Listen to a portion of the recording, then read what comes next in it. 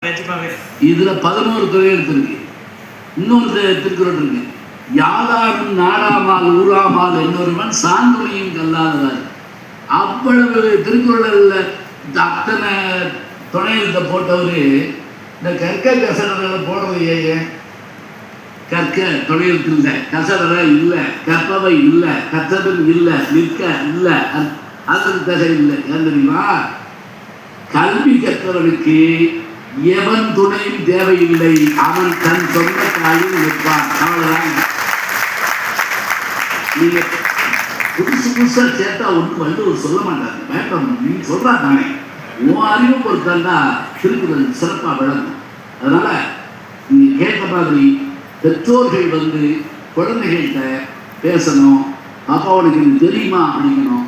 முன்னெல்லாம் வீடுகளில் பழமொழியும் விடுகதை போடுவாங்க. விடுகதைன்னு ஒன்று இருக்கு, அவங்க பஸ்ஸுன்னு சொன்னாங்க இல்லையா, அது மாதிரி விடுகதை ஒன்று இருக்கும். அந்த விடுகதை என்ன தெரியுமா? ஒன்று கேட்டுட்டு பதில் சொல்லாமல் இருப்பாங்க. இப்போ பிள்ளைங்க யோசிக்கணும், காண பூ பூக்கும் காணாம காய் காய்க்கும், அது என்ன அப்படின்னு கேட்பாங்க. இது தமிழாங்கிற பற்றி தெரியாது. பூ வெளியே தெரியுமா, காய் வெளியே தெரியாதான்.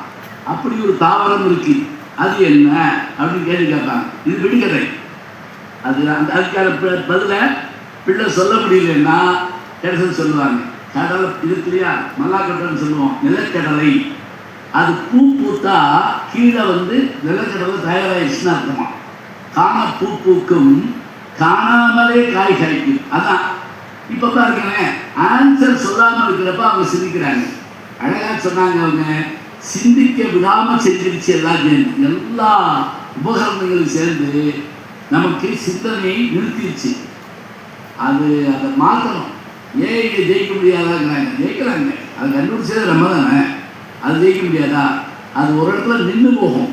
நம்ம அப்படி இல்லை, நம்ம அடுத்தடுத்து சிந்திப்போம். அதுக்கு என்ன வழி? பெற்றோர்கள் இதே போல அவர்கள் பாட தெரிஞ்சா பாடலாம், பேச தெரிஞ்சா பேசலாம். அதே மாதிரி சண்டை போடுறத போட்டு போடுறாங்க, அதனால என்ன, நல்லா சண்டை போடுறீங்களே அப்படி கூட சொல்லலாம். இப்போ இது எல்லாம் எதுவுமே இல்லாமல் அவர் ஒரு ரூம்ல இருந்து சபையில் ஆயிடுச்சா, அந்த அம்மா அங்கிருந்து கொட்டிக்கோ இப்படி சொன்னா இது பிள்ளைக்கு போய் சேருமா?